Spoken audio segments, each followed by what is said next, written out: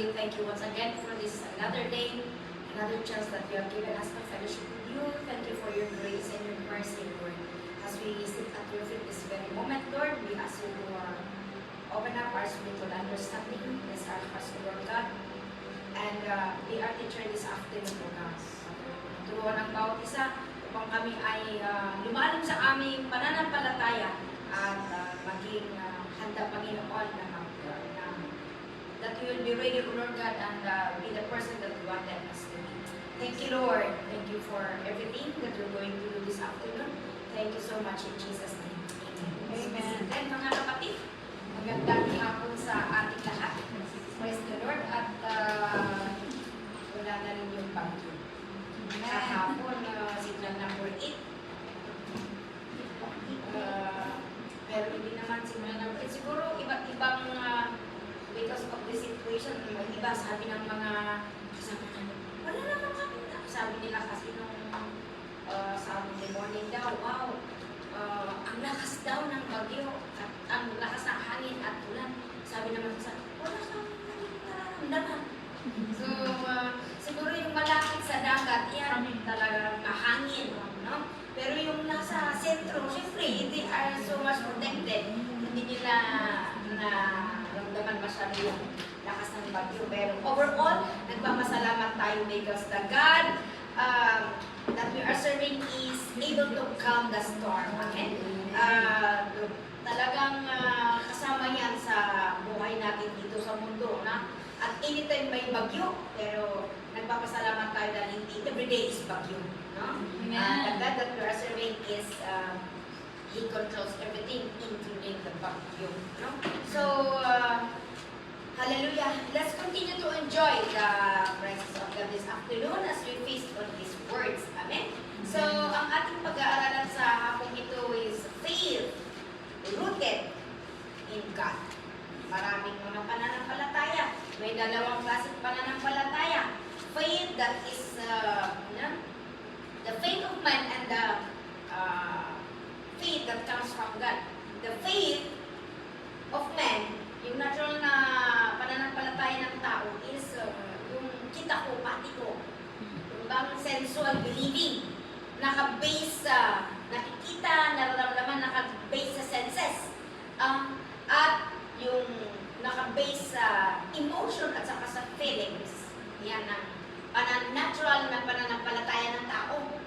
Pero ang pananampalataya na nanggagaling sa Panginoon, yan yung ating pag-aaralan na sana makamtan natin. Kasi alam nyo, may mga tao na very active sila na mag-attend sa mga gawain.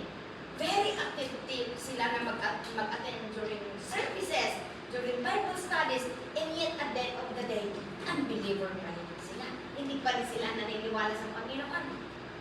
Diba? May ganun na klase ng tao. And so, kawawa ang ganun. Kasi tingnan natin itong rich man. No? Kawawa talaga itong si rich man. Kung titingnan natin ang buhay niya sa Matthew chapter 19 verse, at sa 23 type, we can start at 16. 16. Okay. Tingnan natin itong buhay ni rich man. Sabi na doon, now a man came up to Jesus and asked, Teacher, what good things must I do to get eternal life? O sabi niya, kilala niya si Jesus bilang teacher. Sabi niya, Guro, ano ang mga mabubuting mga bagay na aking gagawin para makamtan ko ang buhay na walang hanggan? So naniniwala siya na si Jesus ang nakakaalam tungkol sa eternal life. Let's continue reading the story. Okay. 17, sabi na, why do you ask me about what is good? Jesus replied. At sabi nito, sabi ni Jesus, there is only one who is good. If you want to enter life, obey the commandments. Sabi niya dito sa kinakausap niya itong tao na nagtatanong, ano ang mga mabubuti kong what good things that I do? At sabi ni Jesus, there's only one good. It's only God. Ano sabi niya? And if you really want to enter life, if you want to enter the eternal, sabi niya, obey the commandments. Okay? So, The man inquired. Wow. Jesus replied, do not murder, do not commit adultery, do not steal, do not give false testimony. Honor your father and mother and love your neighbor as yourself. Please continue. All this I have kept, the young man said. Ang galing pala yung ginagawa ko na yan nung bata pa ako. Wow. He's really a good man, you know. According to him, sa pagkakalam niya, he is already good guy. Sinusunod na yung 10 Commandments. Diba? O baka minimorize pa niya. Oh, so, what do I still lack? Wow naman. So righteous. Sabi niya, ginagawa ko naman lahat yung sinabi mo, teacher. Ano pa ang mga kulang ko? Sabi niya, oh, ganun ba? Of course, Jesus knew. You cannot hide from Jesus, even though tao siya. Pero he knew even this man. Ang sabi ni Jesus sa kanya, talaga ba? Sabi niya, if you want to be perfect, maganda ginagawa mo lang. Okay, kung gusto mo maging perfect, ito, go and sell your possessions. No? O sige, kung gusto mo maging perfecto, hinahanap mo kung ano ba kukulang mo. O sabihin ko sa inyo, sige, alam niya na mayaman to. Kaya sabi niya, o sige, kung pumunta ka, ibenta mo lahat ng mga ari-arian. Wow. Sell your possessions. At sabi niya, at ibigay mo sa mga mahihirap. Wow. Ibenta mo, tapos ibigay mo yung bayad niya, yung pinagbentahan mo sa mga mahihirap. And then, sabi niya, and that you will have treasure in heaven. Then, come, follow me. After na ibinita mo, sabi niya, then come, follow me. Tingnan natin nga. Sabi niya, kung mabuti pa rin itong tao, sabi niya, when the young man heard this, sabi niya, he went away sad. Nalungkot bigla itong tao na sabi niya, oh, he had been good from since, he's really a good man, sabi niya. Pero, kung sinabi ng Panginoon na, sige, ipamigay mo lahat yung mga pagmamayari mo sa mga mahihirap, walang babalik sa kanya, di ba? So sabi niya, anong nangyari? His reaction, he went sad because he had great wealth. Oh, rich man. Ito. And then sabi niya, then Jesus said to his disciples, I tell you the truth. It is hard for a rich man to enter the kingdom of heaven. Mahirap. Malitas ang isang mayaman. Again, I tell you, it is easier for a camel to go through the eye of a needle than for a rich man to enter the kingdom of God. Paano kaya papasok yung camel doon sa eye of the needle? Literally, it cannot. But, let's continue. When the disciples heard this, they were greatly astonished and asked, who then can be saved? Sino maliligtas kung gano'n pala hirap ang makapasok sa karya ng Diyos? Verse 26.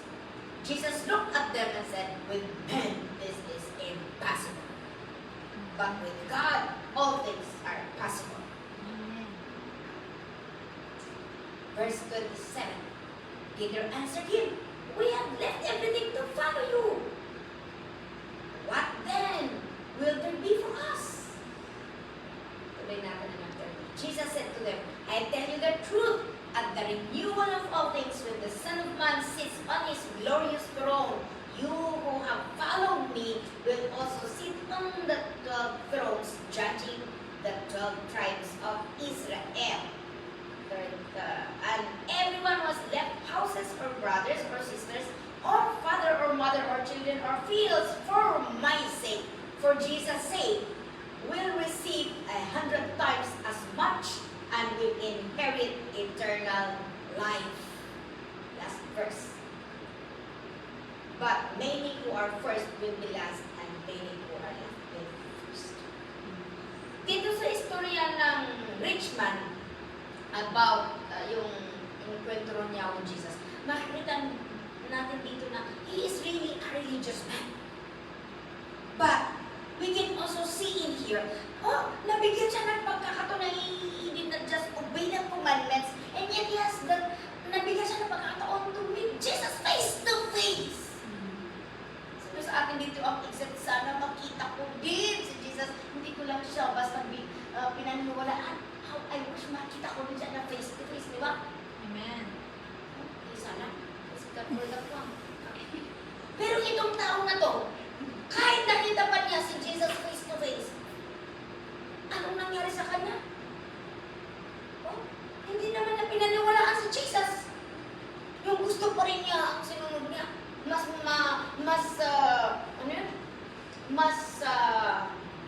Matimbang pa rin yung wealth niya kaysa si Jesus who is giver of the eternal life. Di ba eternal life ang tinatanong niya?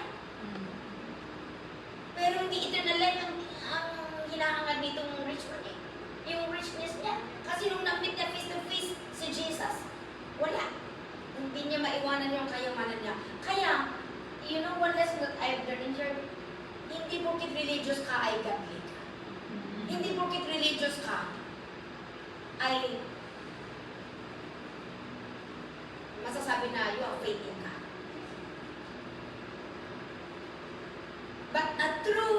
But a faith rooted in God's word, makikita mo talaga. Ayan, si Peter, di ba? Si Peter sabi niya, we left everything, our houses, lahat. Ano nang mapapala namin? After all, no, di ba? Si Peter, meron siyang magandang trabaho. He's a fisherman. Pero nung nampit niya si Jesus, agad-agad niya iniwanan at pinuntahan pa yung kapatid niya para silang dalawa ang sumunod kay Jesus. Hindi na talagang they put their faith in the Lord Jesus Christ na naniniwala sila na Jesus is able, no? Dahil sa napakinggan nila kay Jesus na salita, yung pagtuturo ni Jesus, they trusted Him that kahit naiwanan na nila ang lahat, everything will be okay. Kaya, ito, sabi niya doon sa verse, what is that? In verse 23 pa yung sabi niya, oh, with men, this is impossible. What's it in verse 26? Tingnan natin. Ano yung sabi niya ni Jesus? Jesus looked at them and said, with men, this is impossible. Talaga, without faith, you cannot follow God. Without faith, you cannot know God. Kahit pa, everyday nakaupo tayo dito, kung wala tayong pananampalataya, hindi ba rin natin makikilala si Lord? Hello? Amen. Oo. But sabi niya, with men, this is, kahit anong abilidad ang tao, wala. Imposible makikilala mo ang Panginoon with your own ability. Only by faith that we can know God. At kaya dapat, sabi dito na, kailangan natin talagang makinig na makinig sa salita ng how does our faith being rooted in God? Paano ba maiugat ang ating pananampalataya sa Panginoon? Kagaya nitong mga sina Peter, from the time that they encountered Jesus, they never left His side. They continued to follow. They left everything actually and followed Him. For 3 years, they had been with Jesus. Talagang, when they first encountered Jesus, they did not leave His side. They continued to sit at His feet despite na si Peter din ay isang galus-hulus ka. Diba? Kung alam niyo ang buhay ni Peter, at one time dininay niya si Jesus, diba? Hindi ko alam yan dahil at risk ang buhay niya. At one time din, sabi niya, ay, wala. Nung sabi ni Jesus na, ay, ako ay papatayin. Sabi niya, no, over my dead body. Hindi ka nila pwedeng patayin. Sabi niya. O di, ano natin sumbag ni Jesus? Lapon ka. Hindi pa kayo ng tinako ka niya. Get thee behind me, Satan! Sabi niya kay Peter. Ang dami siya pagkadalas-ulos niya, he is not really that matured. Kunti pa lang ang pananampalataya ni Peter nung time na siya ay sumusunod pa rin kay Jesus. Pero after Jesus, nung pagkatapos na iniwanan sila ni Jesus, bumalik si Jesus sa langit, anong nangyari in the book of Acts? If you continue to read the life of Peter, wow! He became a very anointed apostle of Jesus Christ. Na kahit nung naglalakad siya, nai-slay ang mga tao. Diba? He was very bold. Nasabi na, kayong mga ngayong nagpako kay Kristo. Di ba? Very old siya. Nakita talaga yung transformation sa kanya nung talagang ibinigay niya ng todo yung pananampalataya niya, iniugat niya ng todo. When he put his full faith in God, nakita yung talagang transformation sa kanyang buhay. No? So, paano ba natin maitatanim yung ating pananampalataya sa salita ng Panginoon? Okay, so number 1 is reading daily the Word of God. Reading daily the Word of God. Noon, ang palaging binabasa ng mga tao, newspapers. Pero ngayon, Facebook. Mga kapatid, para maiugat tayo, kunadatat tayo, kung anong palagi mong pinapanood sa Facebook, yan ang palaging lumalabas. Hello? O kahit na hindi ka follower, yan pa rin ang naka-front sa Facebook. Kaya sa atin din, kung gusto natin talagang i-aim natin na lumago, maiugat ang ating pananampalataya sa Panginoon, kailangan nating magbasa ng Bible. Kaya, ang totoong, if you really want to know God, you want to really put your faith in God, kailangan natin mayroong Bible. Hello? Noon, palakihan ng Bible, ngayon, palakihan ng cellphone. Mga kapatid, bili tayo ng Bible natin. If you really want to know God, you believe the Lord, and you believe in God, you need to have a Bible. Pwede ba project number 1 natin yan sa mga walang Bible? Amen. Kasi kung, yun ang sabi ko kanina, you cannot know God without knowing His Word. No, kailangan magkaroon tayo. Bago ka bibili ng mga iniisip mo na project mo, na material, Bible muna. Amen. Bible muna. Reading daily the Word of God. Reading daily the Word of God, the Word of God and His Word, at God and His Word is one. Kaya, maganda na palagi tayong nakikiusap sa ating Ama. Dahil sa pamamagitan ng pagbabasa ng Bible, nakikiusap din ang Panginoon sa atin. And anong sabi ng Bible? Faith comes by hearing and hearing or reading and reading the Word of God. So, read. Please spend time. Spend a quiet time in the Bible every single day. Hallelujah? Isang nagamit. Spend a quiet time in the Bible. Di ba meron tayong me time?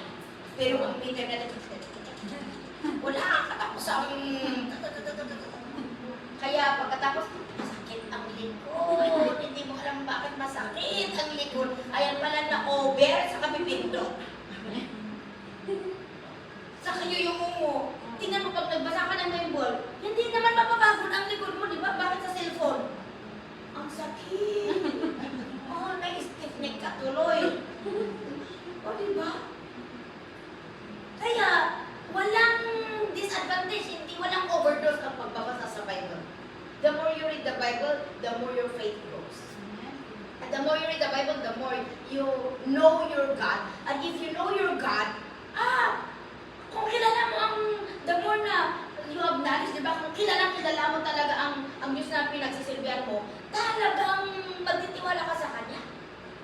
Di ba? Confident ka na kausapin siya, confident ka na pagkatiwalaan siya. So, spend a quiet time in the Bible. This is our spiritual food. Diba? Pag hindi ka kumain ng tinapay, hindi ka kumain ng ihina ka, lalo kung hindi ka kumain ng rice. Sa mga Pilipino lang naman. Pero, makita natin kung hindi tayo nagbabasa ng salita ng Panginoon, walang nangyari sa ating pananampalataya. We have to read, spend time every day. Number 2, memorize verses. Kami natin mini-memorize. Kahit yung hindi kami memorize. Diba? Memorize verses. Because this is keeping God's promises safe in our hearts. Bakit mo mini-memorize? If ang isang bagay ay special sa iyo, you really memorize it. Diba? Hello? Amen. Kung special, ang importante sa inyo, i-memorize mo talaga. Katulad ng pag-memorize mo sa bus number. Isulat mo kung saan, password. Naku, isulat mo address. Ano ba yung mga important matters sa buhay niyo? At talagang you really take time na kabisaduhin, isulat mo pa sa ano para sigurado ka na hindi mo makalimutan. So with us, alam niyo ginagawa ng demonyo? Alam niya kasi na when we memorize, when we read the Word of God daily and we memorize the Word of God, alam ni demonyo na hindi niya na tayo ma-deceive pag talagang ibigay mo ang totoong pagtitiwala mo sa Panginoon. Hindi ka niya may scam. Hindi ka niya manuloko. Kaya ang ginagawa niya, he tries to do distraction. He tries to create things para i-divert ang attention ng tao at hindi na sila tingnan mo. Wala pang cellphone. Ang galing mag-memorize ang mga tao ng verses. Paramihan ng verses, di ba? Hello? Ngayon, kukunti na lang ang nagme-memorize. Google mo na lang. Hindi naman masama na may social media, pero kung nakadepende ka na doon, mamaya, wala na. Naliligaw ka na sa pananampalataya na hindi mo alam, wow, naiistag na pala yung pananampalataya natin. Kaya, yan ang isang gustong sirain ng demonyo nung mag-memorize. Para wala tayong maalala. Kaya minsan, bakit madali tayong na-discourage, madali tayong nawawala sa pananampalataya? Kasi wala tayong kaalam-alam sa salita ng Panginoon. Anong ipapaalala? Anong magpapalakas sa atin? Ano ang gagamitin natin na panlaban in times of discouragement, in times of hard times, in times that we experience testings? Ano ang ating pagubutan ng kalakasan kung wala ang salita ng Diyos? Kaya tingnan natin ang nangyari ngayon, puro suicide na lang ang nangyayari sa mga tao. Stress, pati bata, bakit ay stress ako? Grabe pa, mga bata, stress na daw sila. Saan sila nai-stress? Doon, sa pagbabasa, panunukod sa Facebook. Noon, hindi alam ng mga tao. Sabi ko, noon mayroon din namang bully, pero hindi namin alam na bully yun. Pero ngayon, pati bata, bully nila ako. May bully nung time namin, pero hindi namin alam na bully yun. Kasi iba ang pamuhay mo, pag ayaw ka, ayaw mo lang sa akin, maghanap ka ng ibang paraan. Ang mga tao ngayon, wala. Talagang na-limit na, na-shorten na ang patience ng tao ngayon. Kaya, mga kapatid, sabi, memorize verses. Because ito ang kailangan nating ilagay. Memorize verses. Let's keep the promises of God safe in our hearts. Para mayroong mag-guide, in our steps. Yan ang mag-guide sa atin. Kung anong talaga nilagay mo sa puso mo, yan ang mag-guide sa inyong steps. Hello? Amen. Number 3, listen and obey. Listen and obey. Say to your neighbor, listen and obey.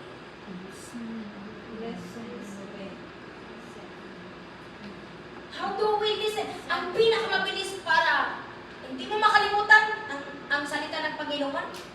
As you hear it, practice it. Hindi mo talaga makakalimutan yan.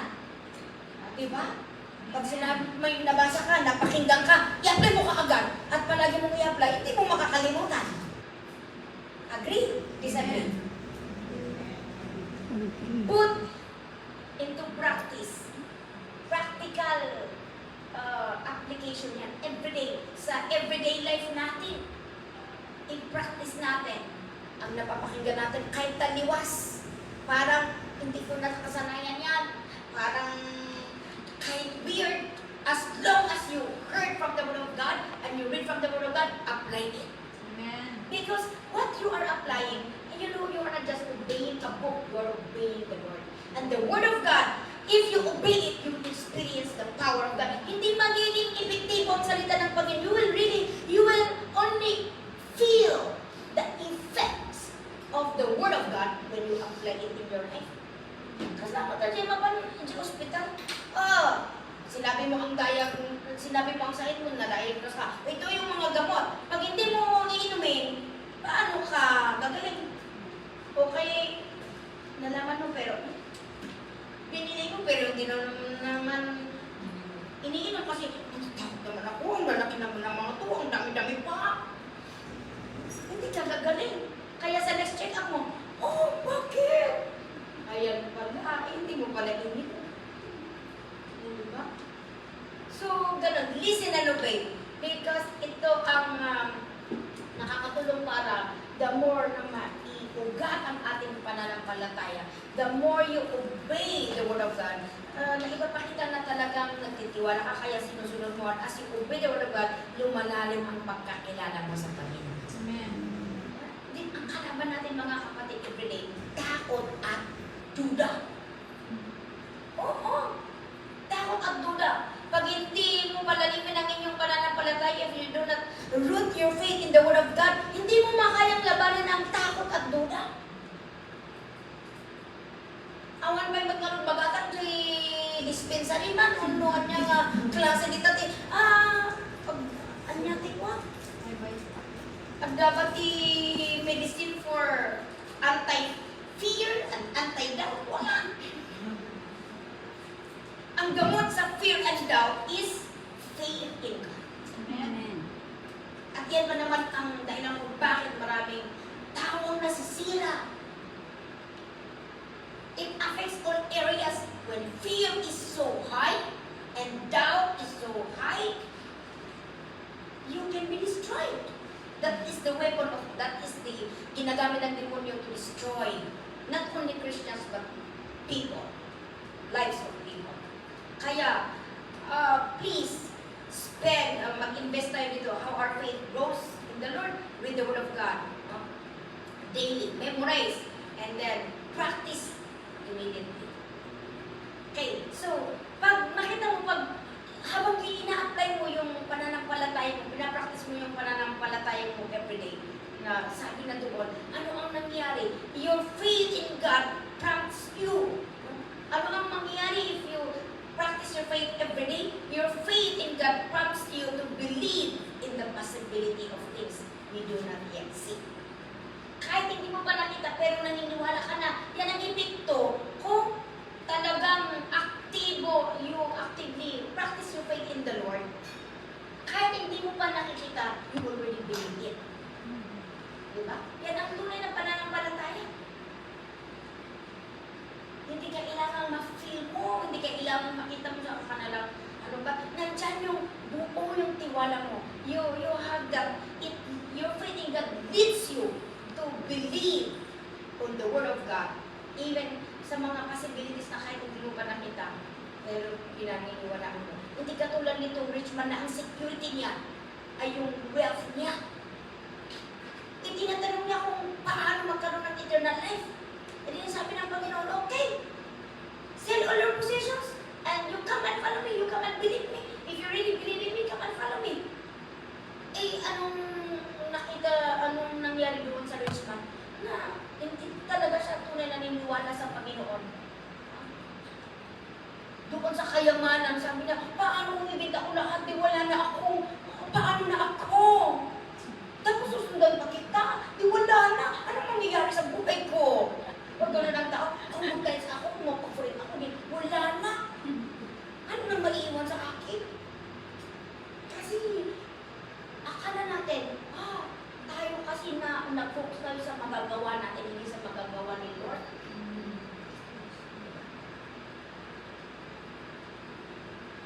Do not pray. Ito, English na, paniwalaan niya si Jesus. Hindi. He put his faith on his wealth and his status. Kaya, he missed. Sayang. He missed. Ma-miss niya talagang eternal life pag gano'n. But, sabi dito,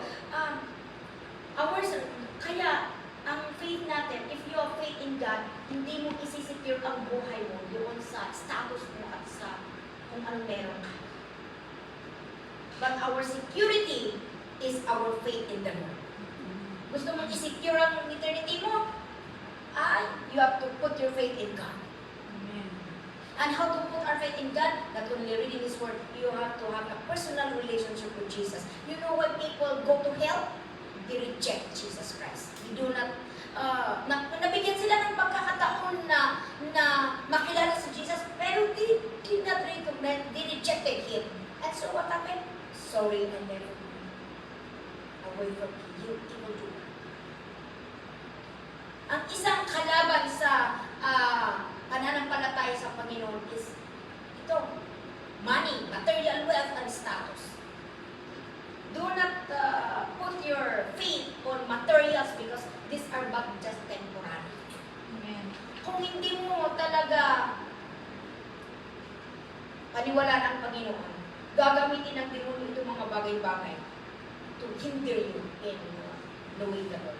Kaya mga kapatid, always remember, God give us everything we have para may gamitin tayo na magsilbi sa Panginoon. No? But do not put our faith on the things that God has given us, otherwise it becomes your idol. Amen. We cannot, we are talking about faith in God. Your faith in God brings you, it will lead you to eternal life. But putting our faith on this wealth and status and other creations of God, it will bring you to your destruction.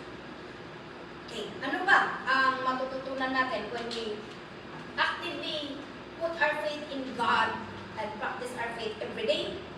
Faith helps us to see what God sees. Faith helps us to see what God sees. Ang pagtingin ng tao, we base our judgment sa mga nakikita natin, sa mga nararamdaman natin. But you know, yung pagtingin ng Panginoon, He looks beyond our thoughts.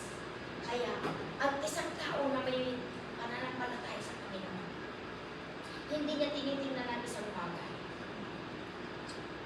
na as is. But, we look at things as God sees them.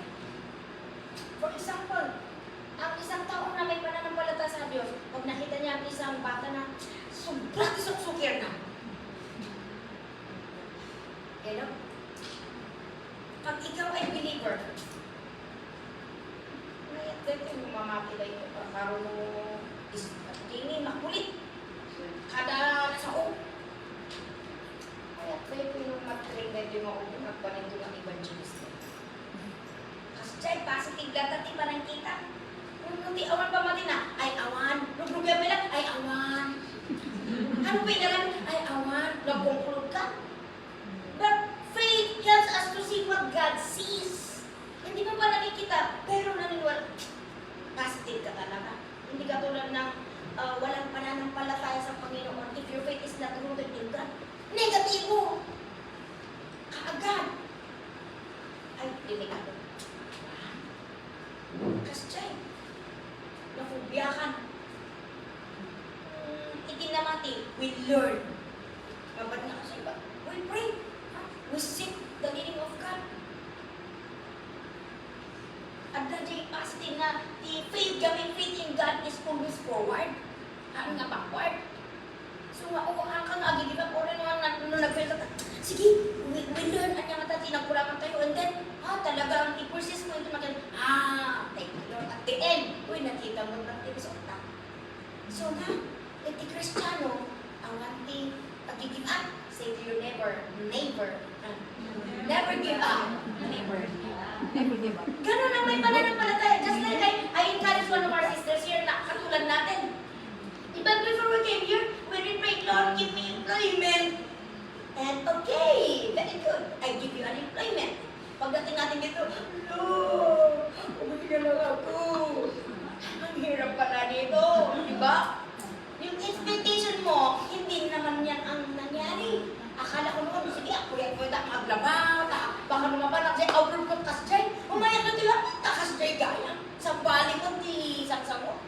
Hanggang na pinuyata na naglablaba nga unwash. Sa bali mo, nag-challenge, sa bali mo na culture. And yet, di ba ba nakagdamag sa hindi ako?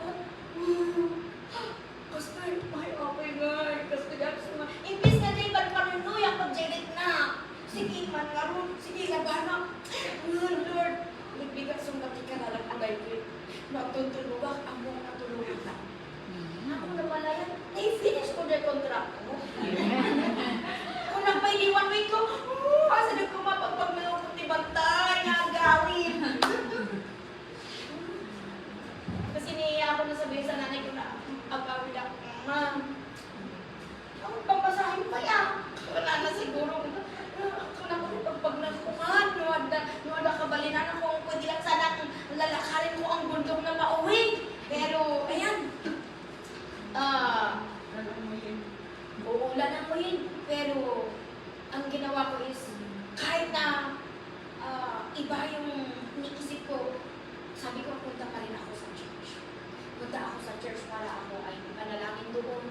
Para at least mapakinggan ko pa rin yung salita ng Panginoon. I-honor ko ang Panginoon sa day of ko. Sa 6 days na inalagaan ako. Sige, pag ako kaya ko na ganito ang nangyayari sa akin, sige Lord, I still go. That is practicing of faith. Hindi ko na malayan. Wow. Natapos na rin ang kontrata. Hallelujah. May extension pa. So, ganun.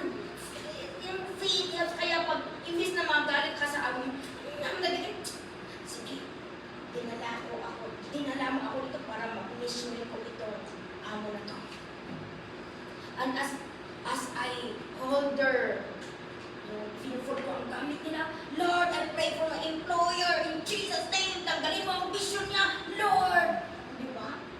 At minsan din, Lord, tulungan mo ako. Minsan nagagamit sila para tayo ay magamit. Para tayong maging obedient sa Panginoon. Give and take na. Kaya, imbis na magalit ka o yung, kasi when you start to resist, dyan ka mag-i-struggle. But when you apply the Word of God, God will help you to be able. The more you obey the Word of God, God will help you to be able to do it. So, ganun. Kahit na anong negative nakita mo, put it into positive. Yung mga napapakinggan natin na negative, in Jesus' name, balik tayo.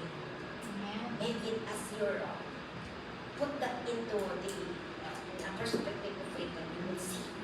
Okay? So, yan. Another na makita natin dito na lesson is yung doon sa nangyari kay Peter. Can we go? Tignan natin ang nangyari kay Peter, di ba? Si Peter, ang school, hindi siya nag-aral. But then, nung nabigyan siya ng pagkakataon na makilala si Jesus, pinili niya na sumunod kay Jesus. Kasi hindi naman talaga mahirap na hindi komplikado ang katuruan ni Jesus. Very simple. As long as you have faith in God, solido na pananampalataya, makikilala mo siya. So, Peter followed Jesus. At nung napansin niya, nandiyan siya, napanog niya itong nangyari sa rich man. Kaya at the end, sabi niya dito sa verse 28, can we go to verse 28? Tuloy natin doon sa verse 28. Sabi niya, Jesus said to them, sabi niya sa mga disciples, I tell you the truth, at the renewal of all things, when the Son of Man, verse 20, yung verse 27 muna, tingnan natin yung tanong ni Pedro, verse 27. Matthew 19 verse 27. Tingnan natin yung tanong ni Pedro. Peter answered him, we have left everything to follow you. Iniwanan namin ang lahat para lang sumunod sa inyo. Nanampalataya kami sa inyo. Ano ang mapapala namin? So sabi ni Jesus sa kanila, look at those who put their faith in God. Sabi ni Jesus sa kanila, I tell you the truth, at the renewal of all things, when the Son of Man sits on His glorious throne, you who have followed me, you who have put your faith in me, sabi niya, will sit on the 12 thrones, judging the 12 tribes of Israel. Okay, next verse, 29. And everyone who's left houses or brothers, ano man ang sinakripisyo mo, ano man ang give up mo, dahil mas inuna mo ang magsilbi at manampalataya sa Diyos, sabi niya doon, you will receive 100 times as much and will inherit eternal life. Kaya isa na nanampalataya sa Panginoon, ang priority niya, number 1 priority is God, hindi yung pamilya. Of course, we do not neglect our family. But, susunod sana, secondary sana, mas nauna pa rin ang Panginoon. Kasi kung inuuna mo ang Panginoon, sabi niya, ano man ang sinakripisyo mo,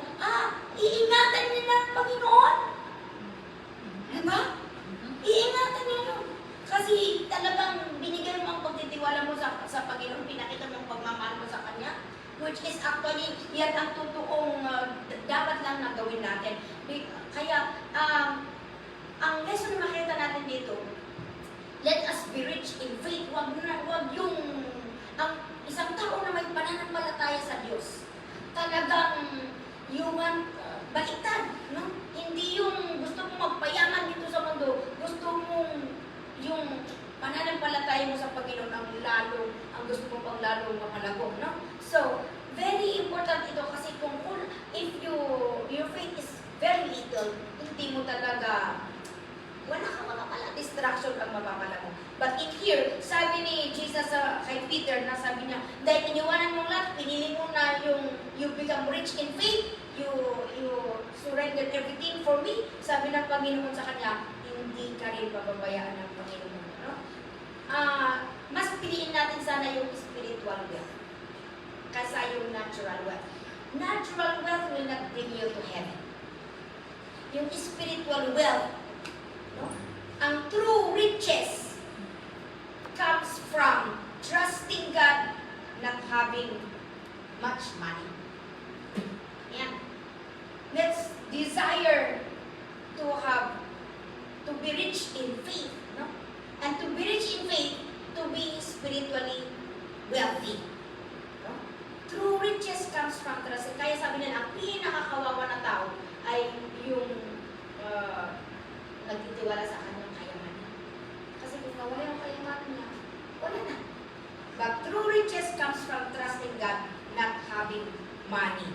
Another, kasi if you have rich faith, may promise ang Panginoon. God's promise to those who have rich in faith, sabi na yung believers, ano ang promise ng Panginoon? Yan. Believers who have loved God inherit His eternal kingdom. Regardless kung anong status mo sa buhay, wala kang pera, or ano man ang estado mo, hindi yan ang importante sa Panginoon.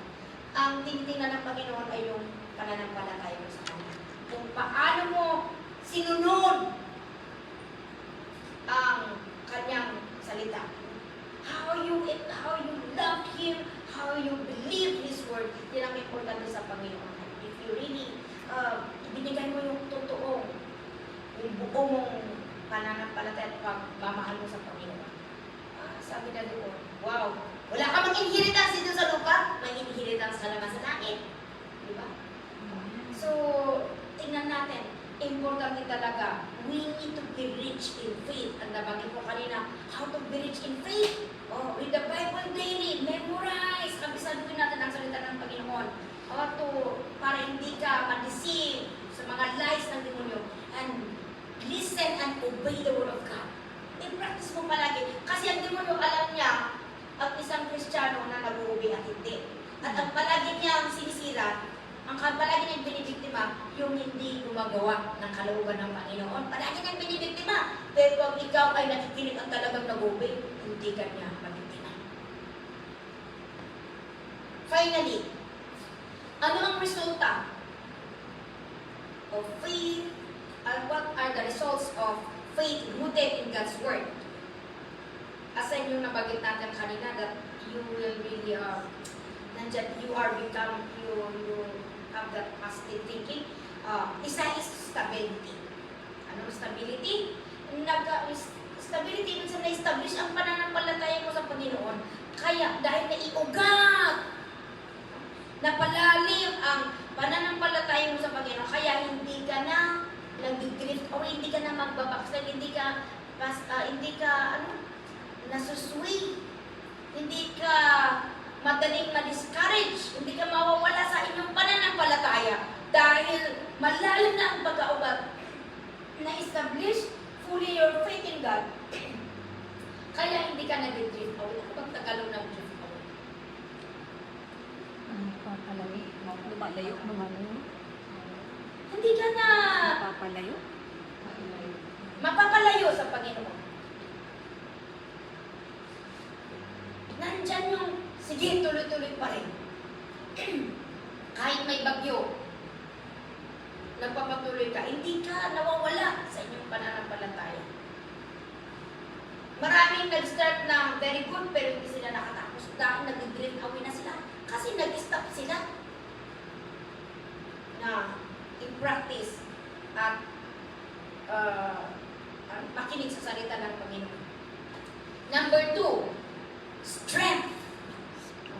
That is the result when our faith is rooted in God's Word. Strength. Itong mga salita ng Panginoon na ating kinakain everyday, ito ang magpapalakas sa ating espiritu para hindi tayo manghihina. Hello? Kung nanghihina ka, emotionally, physically, financially, lahat ng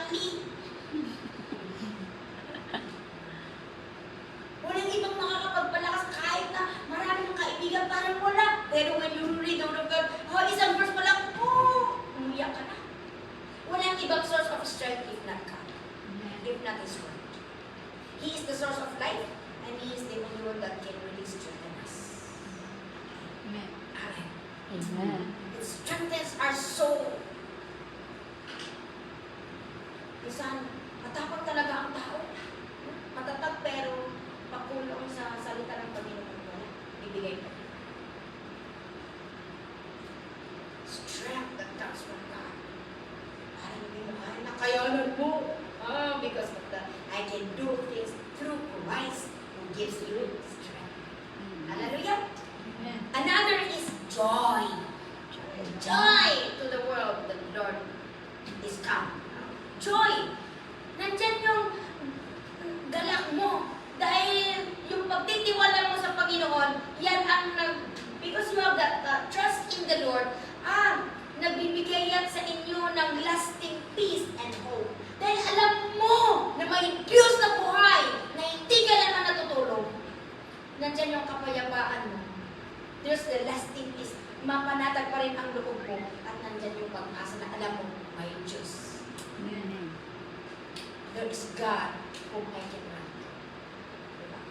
Kaya kahit may problema, kahit imagine yung isang kapatid, first time niya na pumunta dito, tapos, ang saya-saya niya, pag uwi niya, tinuminit ang amo niya. Bumalik siya, sabi nung maganda pa rin din, bumalik siya, ang saya-saya niya, nalagsak yung sunak. Amoy nalagsak ako na tabi ka. I don't know my Philippine, parang natanggalan ako ng tinig. Tapos, I know God will provide another new job. Amen. Kaya, let God be God. Huwag ka nang mag-give up. Kung talagang ang Panginoon gagawa ng paraan para ikaw ay maalis dyan kung talagang hindi ka safe dyan. Diba? Amen. Ganon. Lastly, success and protection. Success and protection. Basahin nga natin doon sa Joshua, our last verse. Joshua chapter 1. Ano ang command ni God? Ang Panginoon mismo ang nagsabi dito kay Joshua. Nasabi niya sa Joshua chapter 1. Mag-start tayo doon sa verse 7. Sa verse 7 tayo until 9. Sabi niya, be strong. Ito yung time na si Joshua, namatay na kasi si Moses. At sabi niya, Joshua, prepare because you are going to lead these Israelites to the promised land. Ang titigas ng ulo ng mga Israelites. Siguro iniisip ni Joshua, ang hirap-hirap na itong mga pinapatulabang mo, Lord. Tatakot ulo na balot na raw. Naman niya, in-encourage niya ako, Diyos isuna ako na be strong and courageous because you will lead these people to inherit the land I swore to your ancestors to give them. Be strong, verse 7 sabi niya, be strong and very courageous. Be careful to obey all the law. So, tinuruan siya na, kailangan mong aralin, kabisadoon itong mga batas na ibinigay ko kay Moses. Do not turn from it. Huwag mong pagdudahan ito. Huwag mong i-take light itong mga instruction. That you may be successful forever. Diba? Kahit gaano kaabilidad ng isang tao kung hindi nakasurrender ang buhay mo sa Panginoon, kung wala ang gabay ng Panginoon sa inyo, hindi ka magsasucceed. When a person, the rebelliousness of man is seen. Kung ang isang tao kahit na maabilidad siya, kung patuloy siyang nag-disobey sa Panginoon, wala. He will not succeed. Marami mga ganun. May ako nag-approach na nagbibintas ko.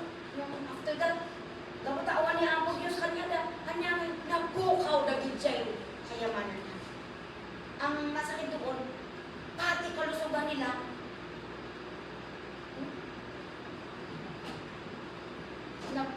naging sinabi ang buhay nila.